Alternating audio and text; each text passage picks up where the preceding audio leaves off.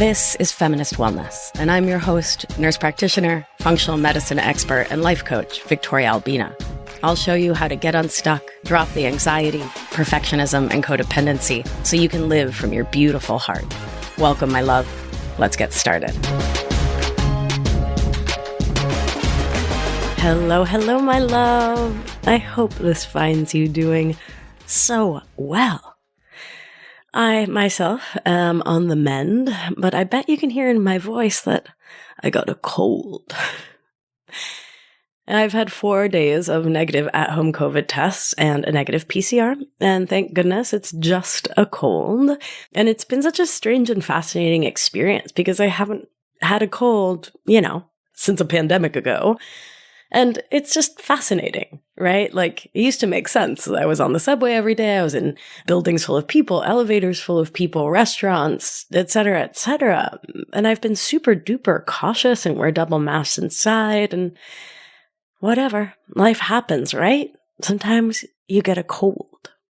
And as the fatigue set in this week, as I canceled calls and put off projects, one of the things that I was very aware of and frankly fascinated by was the negative self-talk that came marching on in like a perfectionist Mardi Gras band, throwing baubles of self-doubt and shiny plastic necklaces of self-recrimination and self-judgment at me. Thoughts that sounded like, I should be able to work through this. I should be able to focus for at least a few hours a day. Ugh, Vic, what is wrong with you? Why can't you just focus? As I say that, I remember that I mostly wear clear glasses, and 6 different times today I took them off and put them down somewhere and then couldn't find them because I didn't have my glasses on to help me find my clear glasses I had taken off and lost, in my very small kitchen. And yet, that inner critic was so loud. And it was a moment where I got to remember to practice what I preach. Allowing and holding non-judgmental space for challenging feelings and inner conversations, for that mean gremlin of a voice that comes out when we aren't meeting our own perfectionist thought fantasies about what we should be able to accomplish, change, think, feel, do in a given moment. My thoughts from that inner critic part were not kind, my darling. And the difference between now and in the time before thought work and somatics is that I was mostly able to stay in the place of being my own watcher, to recognize my unkind thoughts as the thoughts of my inner critic, and to use our tools to honor that part, and to also let them know that I'm not interested in being mean to me anymore. It used to serve such a purpose in my life. Right? It kept me feeling small. It kept me on tenterhooks. It kept me always hypervigilant. It kept me feeling less than, which in this fascinating way kept me feeling not completely responsible when I would mess up. And mess up I did because turns out I'm a human. And I'm just not interested in being in that internal vortex anymore. So I'm really excited to share 3 tools I use when my inner gremlin comes out to eat emotional pizza after dark. And if you're a regular listener, you'll be nodding along here as I say, those tools are awareness, acceptance, and then action. So first, awareness. It used to be that when I would hear those mean thoughts in my head, I thought it was me talking to me. I didn't realize that that mean voice was a voice on an internal TV set, yapping away at me. I didn't know about internal family systems work yet, which is the work of recognizing that we have many voices and parts within ourselves, and each has a different and vital role to play in maintaining our inner landscape. By raising my awareness of when that critic part was speaking, I was able to spot that voice and to hear the things it was saying as a part of me speaking, not me speaking, not the whole of me. Right? And it was really important for me to begin to differentiate, because it's one thing if it's like, okay, well, that's a part of me. I could get a little space, a little cognitive distance. But when it felt like, oh gosh, this is me being so mean to me, it felt devastating. And what was really helpful in recognizing this is just a part of me was to recognize that I would never consciously say things like, you totally messed that up. You're a failure. Oh my God, how could you be so dumb? You should have known it would work out that way. I love me too much now to speak to me that way, to say things like that in my own ear that just aren't true. When we hear those kinds of thoughts and don't realize that we do have the capacity to raise our awareness of them as simply being a part of us and to therefore disidentify with them, well, of course we believe what they're saying. We think that this is just us making observations about ourselves and our choices when really it's this critic part beating us up. What helped me to start to tease apart the voice of my inner critic and my own voice is to ask, would I say these things, these mean and cruel things to someone I love? To a coaching client? To a friend? Even to a stranger? When the answer is, of course not, then I know that that voice is my inner critic, and I label it as such in my mind. Those are thoughts I don't need to borrow or believe. They're inner critic thoughts. It's just a voice in my head saying words that I was taught to think about me that I don't need to believe. Old patterns and habits, old neural pathways getting activated. No need to give it more weight than that in the moment, right? You are and can ever be your own watcher. Not your thoughts, but the consciousness watching and hearing them. And you can decide that it's totally okay that you have an inner critic because we literally all do. And it's not a problem. It's just another voice in your mind that you get to be present with. As always, I also want to call out that so many of our critical and inner thoughts come straight out of the mouth of the patriarchy, white settler colonialism, and capitalism. Thoughts like, I'll be happier when I lose the last 5 pounds. I'd be prettier if my nose was thinner. Or I can feel better about my life when I'm married, or get that promotion, or get that raise, or get to that level of credentialing. These are thoughts that most of us humans, particularly those of us socialized as girls and women, were taught rather directly. And those thoughts that are conditioned and socialized into us are so insidious because they're baked into the fabric of most things around us. The advertising we see, the stories we hear, the expectations that the people we love hold for us. And it's so important to remind ourselves when these thoughts come up. You don't ever have to borrow those thoughts either. Ever. You don't have to believe these kinds of thoughts. You didn't make them up. You're not a bad feminist if you hear these thoughts. They were literally trained into you. So the more we can raise our awareness, oh, right, that's capitalism telling me that I need to do that. That is white settler colonialism, the patriarchy leading me to judge my one perfect, amazing human body.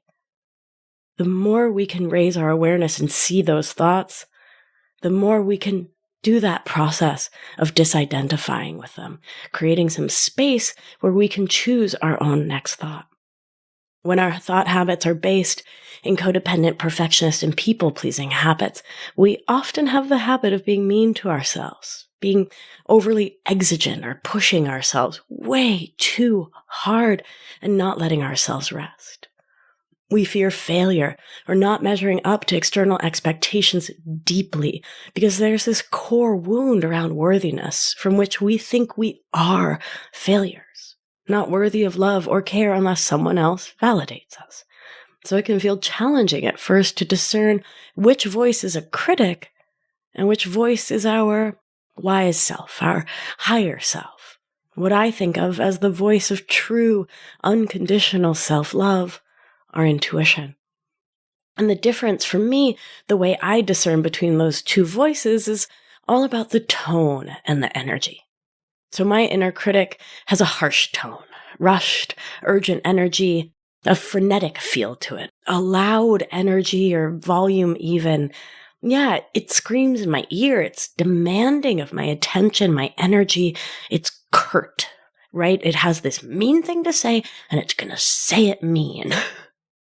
Meanwhile, the voice of my intuition, of my deepest, kindest self-love, is so gentle and kind, so tender and soft, so calm and compassionate, like a kind and loving guide. Honestly makes me think of like a preschool teacher, like just tenderoni, not a taskmaster. Somatically, my body feels soft when self-love is speaking. There's a softness in my muscles. My belly feels soft, like I'm not contracted. I'm not holding anything in. I'm not bracing against anything. Meanwhile, when my inner critic is speaking, I feel tight. I feel braced. I feel ready for like the next blow, like that boxer in the ring. My jaw just tightened. Ouch. My belly feels like there's lava in it. My hips feel tight. My breathing feels more shallow. Yikes. My body does not love tuning into my inner critic. And as always, it has been important for me, I'll share that, to tune in to my critic, even when it's super duper uncomfortable, when I know that I am in a calm, safe, grounded place. Because from there, when I feel anchored in myself, when my nervous system feels regulated, when I have a plan for co-regulation resources, like we talked about recently on the show, nervous system resources, when I have those really tuned in and I know that I can lean on myself and my own support, it is helpful for me to get in touch with my inner critic so that I can know what the beginnings of that feeling are like in my body. Sometimes now I can feel that tightening, that tension. There's actually a spot in my right upper back that sort of clenches up when the inner critic is sort of rearing up to come for me. And I can feel it in my body before I even hear the thoughts or the voice in my mind. So that work, that somatic work of getting in touch with that part and allowing it to have a somatic, a felt voice has been so helpful for me. So this awareness for you of the inner critic voice can happen in your body, your mind, or both. And if it feels challenging at first to discern which voice is which, highest self, most loving self, wise self, critic, ask yourself, would I say this, whatever this statement is, to a child or to someone I love dearly? If not, it's your critic and not you, my darling. The next step is acceptance. You have this part. I have this part. We all have this part. And this step has been so deeply supportive for me because I used to get mad at my protector parts, my defender parts, my inner critic, which is like when you yell at the dog for barking and she's like, oh, wait, what? Oh, okay. So there really is something to freak out about. Okay, beloved human. Okay, I will bark louder. When you get mad at your critic, trust and believe it will get louder as you effectively tell it, yes, indeed, there is a reason to go into sympathetic activation, into fight or flight. Those are needed here. There is a problem. So, instead of yelling at that pup, we work to meet it with love. And I know it's so challenging when it's a voice that's being mean to you, but I don't know another way, my darling. Also, let's pause and remember this is a part of you.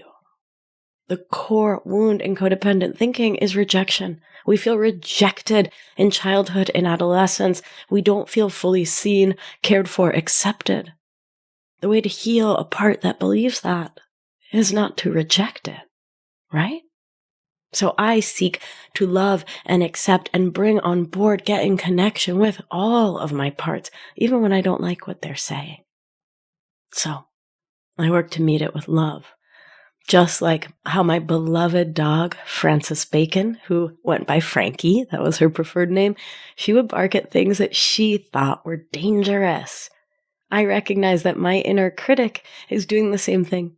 It wants to protect me from things like feeling too much joy or peace or calm or success, which can be scary if they're not what you're used to feeling, or things my critic deems dangerous, like trying something new and risking failure, because it knows that it is going to be so extra harsh with me then. So, instead of telling it to F off or shut up, I approach it like I did Frankie, with love, gratitude, compassion, and always curiosity. My darling inner critic, hello. Thanks for joining us today. I'm so curious. What's up for you? What is it that you want me to know? What are you trying to protect me from?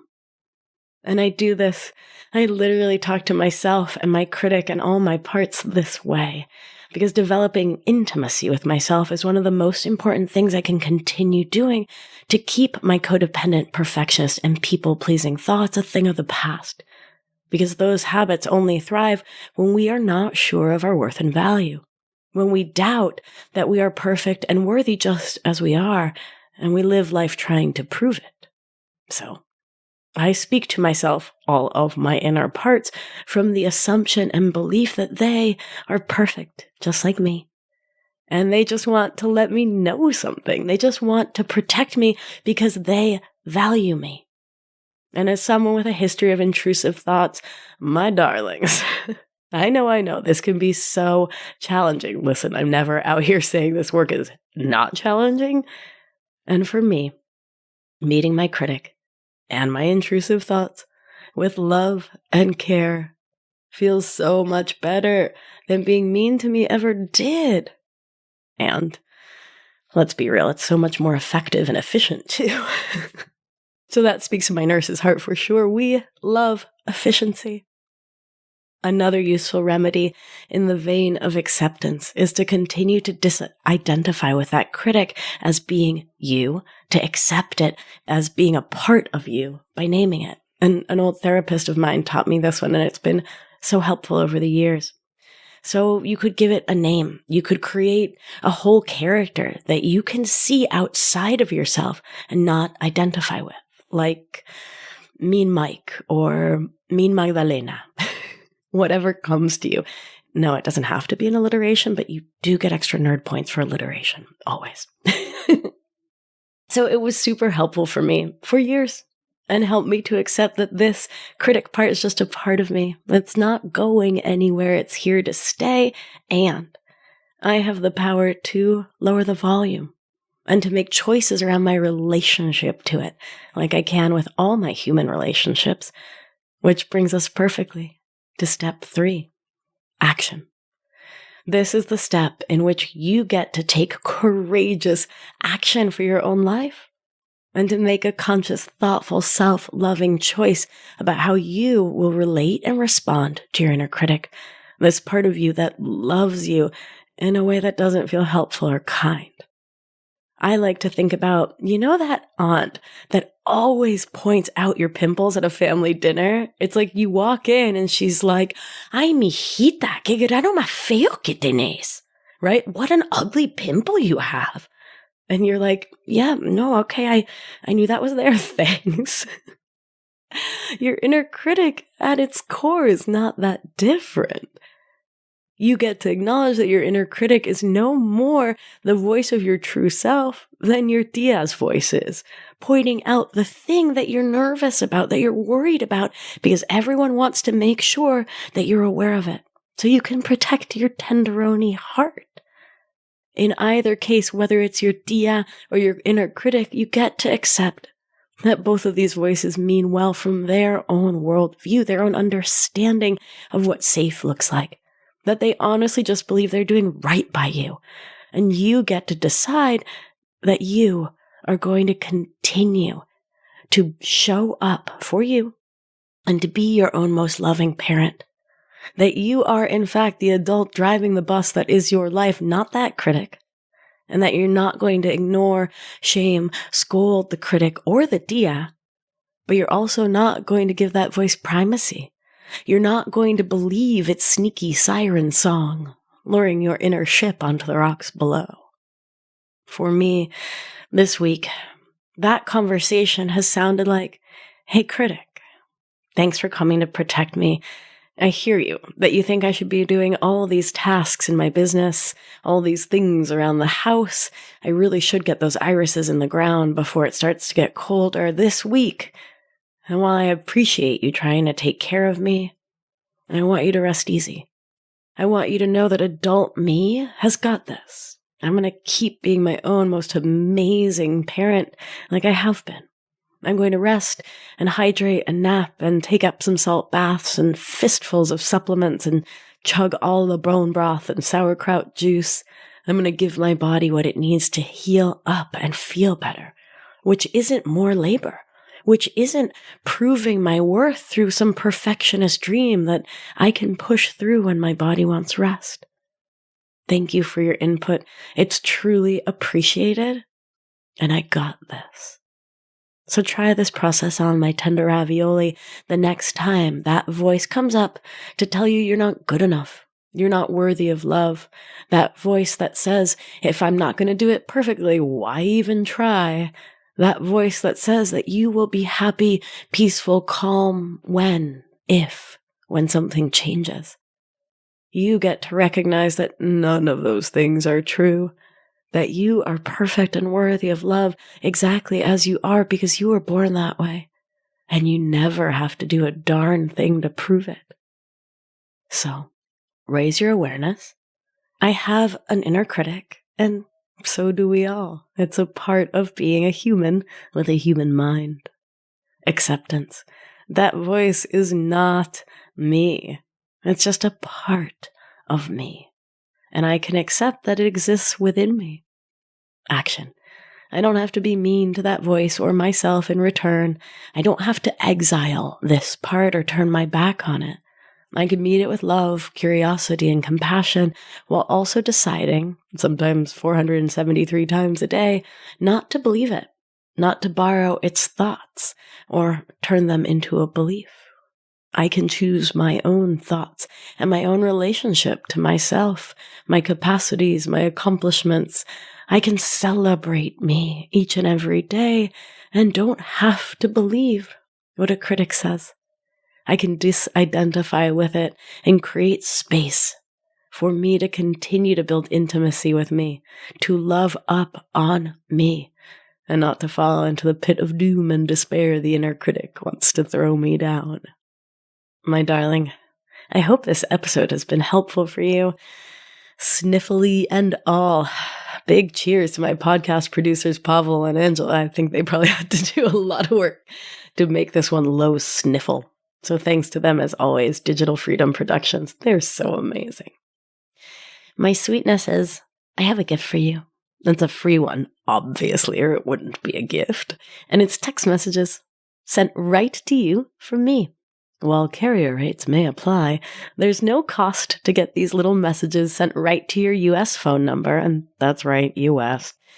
The service I use can't do international yet. Such a wicked bummer. But anyway, there's no cost to get these little messages right to your US phone number, and they are things like journal prompts, poems, songs I like, little love messages, and I sure do love sending them. So you can get them by texting me on 917-540-8447. That number again, 917-540-8447. That's all you need to do is text. It doesn't actually matter if you text like, hello, or ooh, let's make this fun. Send me your favorite, 5 emojis. Yeah, that's really fun. Send me a bunch of emojis. I love an emoji. And then boom, done. You'll get little love notes from me several times a week.